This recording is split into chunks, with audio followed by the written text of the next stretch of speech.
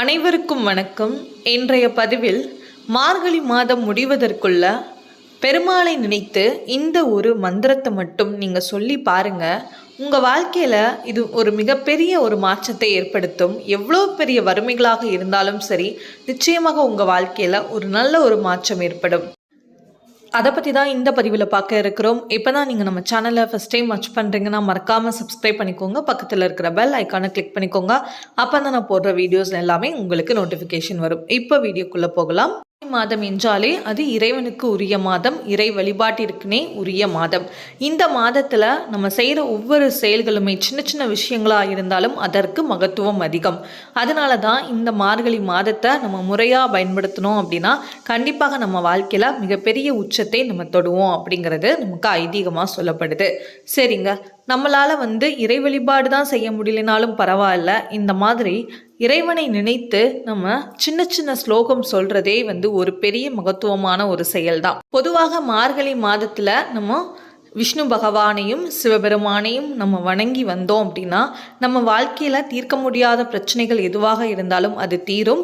திருமண தடை இருக்கிறவங்க அப்படின்னா அதிகாலையில் பிரம்ம முகூர்த்த நேரத்தில் எழுந்து அந்த ஆண்டாள் பாடிய திருப்பாவையை பாடிட்டு வந்தோம்னாலும் நம்மளுடைய திருமண தடை தோஷங்கள் நீங்கி திருமணம் கைகூடும் அப்படின்னு சொல்லுவாங்க.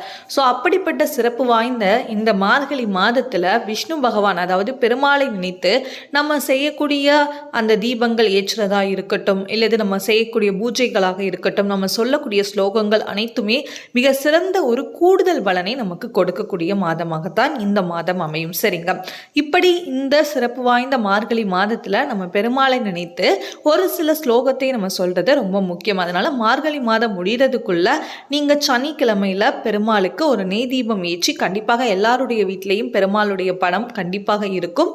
பெருமாள் மற்றும் மகாலட்சுமி தாயாருடைய படம் சேர்ந்திருந்தால் அது இன்னும் சிறப்பு. அந்த படத்திற்கு முன்னாடி ஒரு நெய் தீபம் ஏற்றி, முடிந்தால் துளசி இலை இருந்ததுன்னா அதை துளசி இலையை சாட்சிக்கோங்க.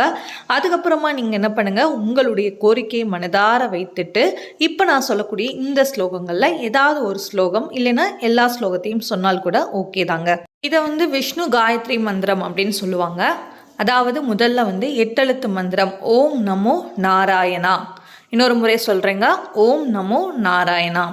அதுக்கப்புறம் 12 எழுத்துக்களை கொண்ட மந்திரம் அப்படின்னு சொல்லுவாங்க, ஓம் நமோ பகவதே வாசுதேவாய.